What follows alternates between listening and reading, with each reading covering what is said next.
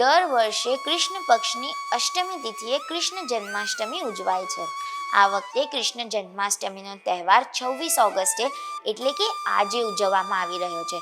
પુરાણો અનુસાર શ્રી કૃષ્ણ ભગવાન વિષ્ણુના અવતાર છે, જે ત્રિમૂર્તિઓમાંના એક છે. દર વર્ષે લોકો આ દિવસે ઉપવાસ કરે છે અને કૃષ્ણના આશીર્વાદ મેળવવા માટે મધ્યરાત્રિએ ધાર્મિક વિધિઓ કરે છે. ભજન કીર્તન કરીને કૃષ્ણ જન્મ જયંતિ ઉજવે છે.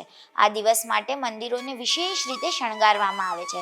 કેટલીક જગ્યાએ જન્માષ્ટમી પર દહીં હાંડી પણ ઉજવવામાં આવે છે. નમસ્કાર, વાઇબ્સ ઓફ ઇન્ડિયા સાથે હું સુરભી. ભાડજના હરે રામ હરે કૃષ્ણ મંદિરના શ્યામચરણ દાસજીએ જન્માષ્ટમીની મહિમા વિશે જણાવ્યું છે. સાંભળો તેમણે શું કહ્યું. જન્માષ્ટમી એ બધા વૈષ્ણવ ભક્તો માટે એક ખૂબ જ મોટો ઉત્સવ છે. જન્માષ્ટમી એટલે સાક્ષાત પૂર્ણ પુરુષોત્તમ ભગવાનનો અવતરણ લીલા. અને જેમ શાસ્ત્ર જણાવે છે આપણને, 5000 વર્ષ પહેલાં સાક્ષાત ભગવાન સ્વયં વૈકુંઠથી, એમના ગોલોક ધામથી આ ભૂગોળ ઉપર અવતરિત થઈને એમની સુંદર માધુર્ય લીલાઓ એ રચીને બધા ભક્તોને મોહિત કરે છે.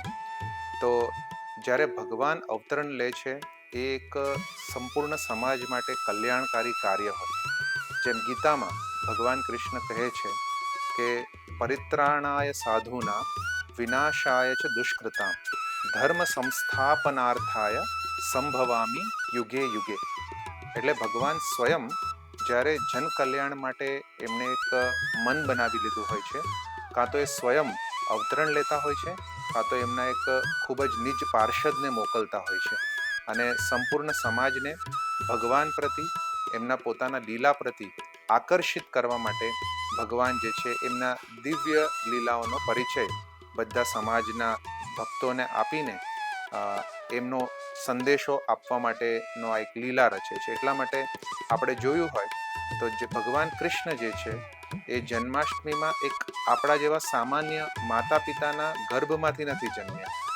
એમ કહેવાય છે કે ભગવાન જ્યારે અવતર્યા હતા, એમનું ડાયરેક્ટ એમણે એમના પિતા વસુદેવજીને આદેશ આપ્યો હતો કે મને નંદગ્રામમાં જઈને નંદ બાબાની ઘરે જઈને મને એક્સચેન્જ કરજો.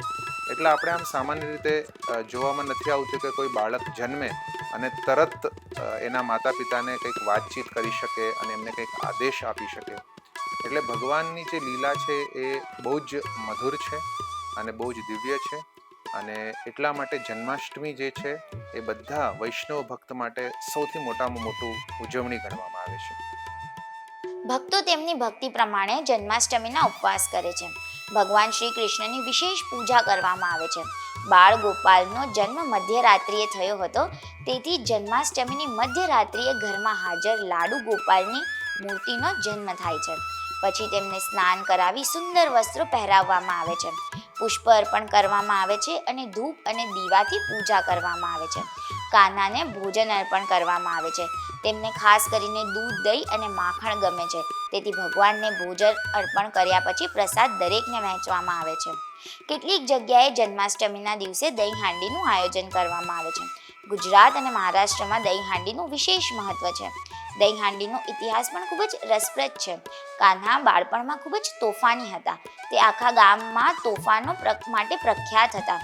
કનૈયાને માખણ, દહીં, દૂધ ખૂબ જ પસંદ હતું.